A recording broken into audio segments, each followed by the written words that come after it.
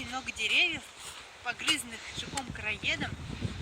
Наверное, люди, которые ухаживают за лесом, не успевают за этим следить, не успевают их убирать, а некоторые участки леса вообще пришлось вырубить.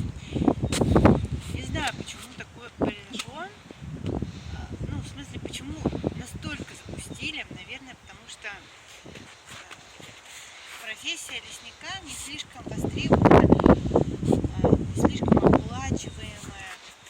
В 2010 году, наверное, все помнят, что в Москве было такое время тропического или даже африканского антициклона. Была жара, 30 с лишним градусов, там доходило до 40.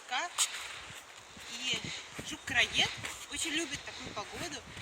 И он расплодился в совершенно невероятных пределов.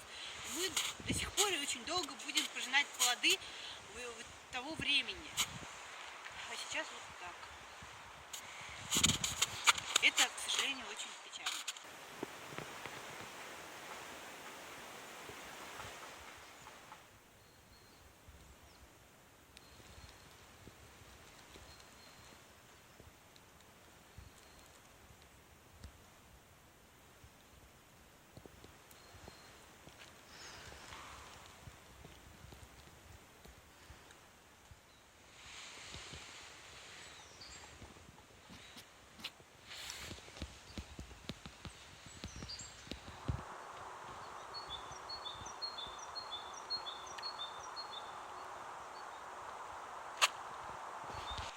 Сейчас конец марта, но уже очень скоро придет настоящая весна.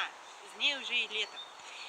На деревьях будет листва зеленая, пушистая, классная, а леса будут наполняться дымом шашлыков или просто костров. А, к сожалению, еще бывает так, что люди приходят в лес и оставляют после себя кучу мусора какого-то. Это жутко неприятно, идешь в лесу, там мусор, здесь мусор, ну, в общем, кошмар. Друзья, давайте все-таки, если мы берем с собой что-то в лес, это забирать.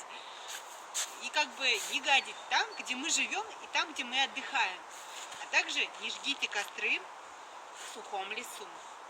Опасное дело.